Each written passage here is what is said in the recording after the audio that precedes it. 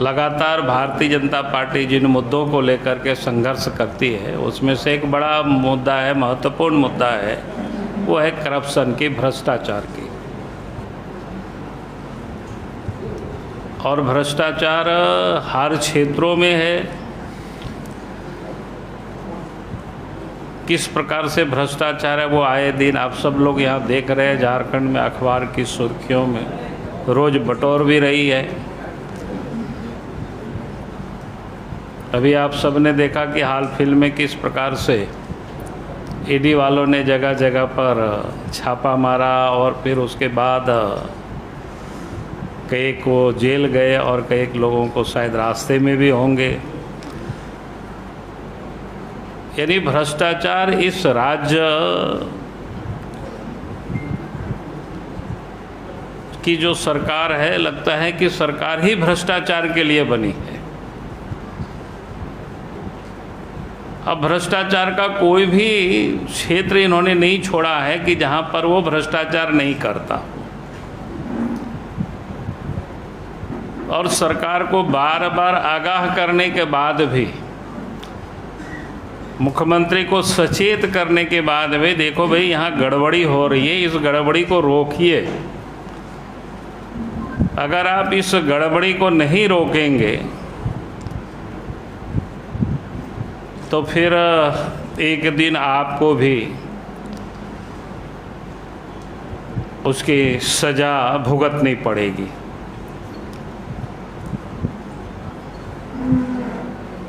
तो मैं कह रहा था कि उस भ्रष्टाचार में से एक बड़ा भ्रष्टाचार इन दिनों अखबार की सुर्खियों में भी है, और वैसे मैंने कल ट्वीट भी कर दिया था, आप सब लोगों ने देखे भी होंगे, कि शराब की घोटाला के बारे में। तो झारखंड में किस प्रकार से वो भ्रष्टाचार की शुरुआत हुई, और उस समय से राज्य सरकार को हमने सचेत किया था। यानी ये जो पत्र है 18/4/2022 को हमने पहला पत्र लिखा था कि शराब में ये गड़बड़ी घोटाला होने वाला है या कर रहे हैं, उसको मुख्यमंत्री जी को मैंने लिखा है, कोई दूसरे को मैंने नहीं लिखा है पत्र। ये 2-3 पेज का पत्र है। हम इनको स्मरण के लिए कहेंगे कि PDF फाइल बना करके आप सब लोगों को भेज देंगे, तो आप सब लोग इसको बढ़िया से अध्ययन कर पाएंगे, और अभी भी समय है, अच्छे ढंग से उसको आप सब लोग लिख भी पाएंगे। क्योंकि हम पढ़ कर के आप सब लोगों को सुनाएंगे तो काफ़ी लंबी हो जाएगी। दूसरा जो पत्र हमने 19/4/2022 को, यानी दूसरे दिन ही फिर मैंने पत्र लिखा सरकार को, मुख्यमंत्री को, हेमंत सोरेन जी को। और दूसरे दिन हमने उनको पत्र जो लिखा था, उस पत्र में मैंने ये स्पष्ट रूप से कह दिया था, क्योंकि पहले जब टेंडर हुआ था उसमें से इनके जो चाहेते कंपनी थे, जिन लोगों से इनके पदाधिकारियों ने डील कर चुका था, या बिचौलिया या दलाल जिसको भी कहे, कि जिन लोगों ने डील कर चुका था, उन लोगों के मन माफिक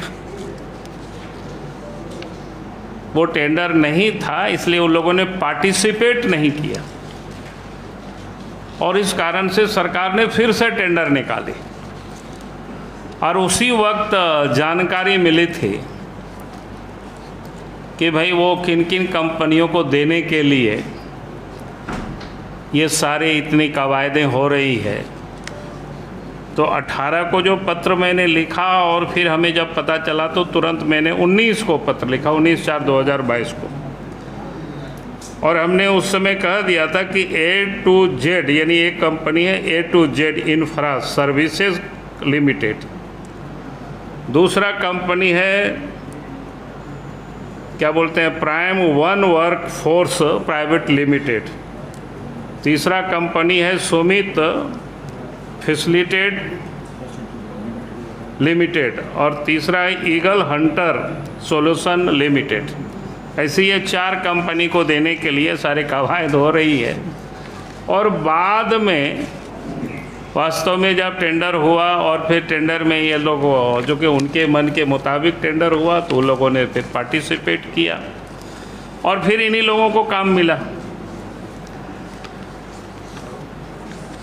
और काम मिलने के बाद फिर जो इन लोगों ने जहाँ 2300 करोड़ राजस्व की आय होगी उसकी बड़ी लंबी चौड़ी सरकार ने घोषणा की थी, और बाद में जो बात सामने आने लगी कि अब राज्य सरकार को बहुत बड़ी नुकसान हो रही है, तो उस समय भी जो जानकारी मिली और अखबारों में भी जब छपा, तब हमने उस वक्त दिसंबर में फिर मैंने सरकार को पत्र लिखा 9/12/2022 को, और हमने उस वक्त भी कहा कि भाई आप इस पर कार्रवाई करें, क्योंकि जो विषय की हमें जानकारी मिल रही थी तो बिल्कुल स्पष्ट था कि किस प्रकार से ये लोगों ने गड़बड़ कर रहे हैं। और 2 दिन पहले जब पता चला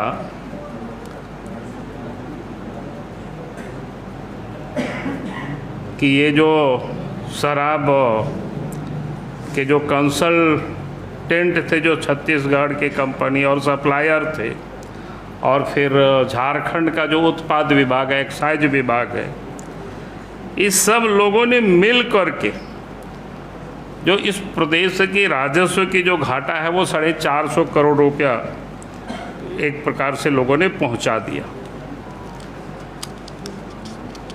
और ये मामला तो सब चुपचाप ही था, लेकिन ये लोग तब सक्रिय हुए जब छत्तीसगढ़ के में ईडी ने वहाँ पर छापा मारा और फिर कई एक सुराग भी मिले, और झारखंड सरकार के सचिव एक्साइज के और आयुक्त को जानकारी जो मिली कि उनको नोटिस दिया, और उसके बाद ये हड़कंप मचा, और फिर ये 4.5 करोड़ रुपया 450 करोड़ रुपया रिकवर करने के लिए उन लोगों को नोटिस दिया जाता है और उन्हीं लोगों से काम भी लिया जाता है।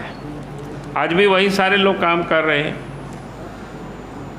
संभवतः उनके काम की 10-12 दिन ऐसे ही बचा हुआ है।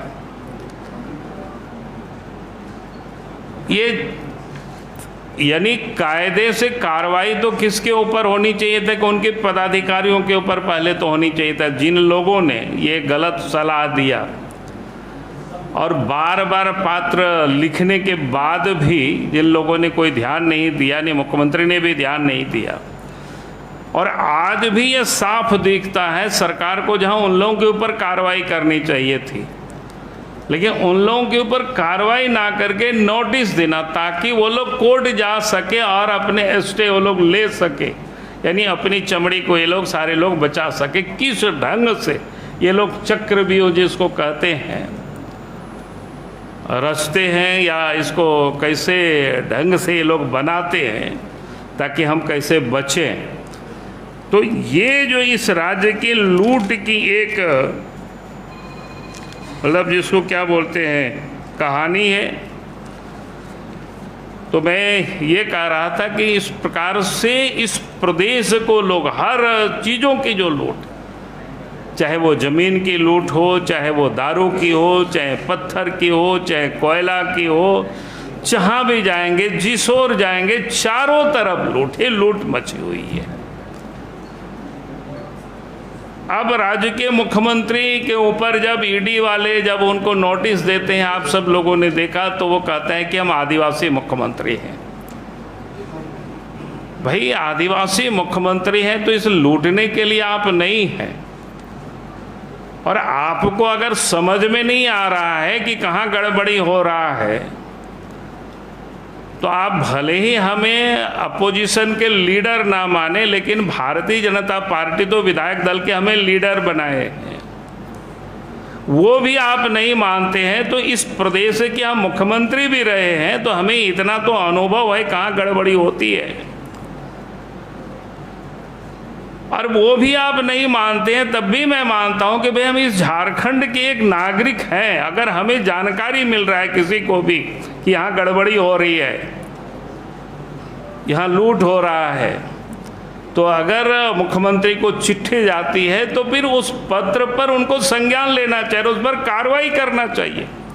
लेकिन वो कार्रवाई ना करके आप देखे होंगे उस समय हमें किस प्रकार से लोग पत्र वीर के नाम से हमें उपाधि भी लोगों ने दिया कि भाई ये पत्र वीर है, चिट्ठी लिखते रहते हैं, इनके पास कोई काम नहीं है। भाई हमें तो इसी काम के लिए जनता ने चुन करके भेजा है, इसी काम के लिए भारतीय जनता पार्टी ने हमें विधायक दल के नेता भी बनाया है कि भाई राज्य में कहीं गड़बड़ी हो रहा है तो आप उस पर आवाज़ उठाए, उसके लिए सरकार को आप सचेत करें। और इसके बाद अगर सरकार कार्रवाई नहीं करती है मुख्यमंत्री, और फिर जब उनके ऊपर जांच एजेंसी नोटिस देती है, पूछताछ करती है, तो किस प्रकार से आवाज़ उठाते हैं कि भाई हम आदिवासी हैं इसलिए हमको तंग कर रहे हैं, इसलिए हमको परेशान कर रहे हैं। मैंने इसलिए इस बात को यहाँ बताया कि आप सब लोगों ने ये चिट्ठी देखी कि हमने तो जिस समय से ये जो शराब की शुरुआत हुई थी, टेंडर की, ऑक्शन की, जिन लोगों को देने की, और उस समय से जो हमें गड़बड़ी की जो जानकारी मिली, और उस वक्त से हम पत्र सरकार को लिखते रहे। उस समय से हम मुख्यमंत्री को, हेमंत सोरेन जी को हम सचेत करते रहिए गड़बड़ी हो रही है।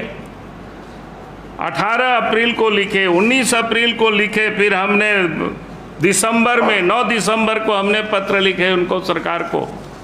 और इसके बाद भी राज्य के मुख्यमंत्री ने उन भ्रष्ट पदाधिकारियों के ऊपर कार्रवाई नहीं की।